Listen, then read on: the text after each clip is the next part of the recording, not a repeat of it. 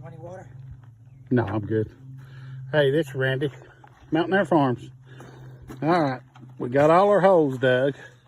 It's gonna be a 12-foot door here, probably about 14 foot tall. Gonna have 12-foot walls. And it went fairly straight. There's a lot of rock is in that shell. We sheared off about 5 shear pins, but we got it.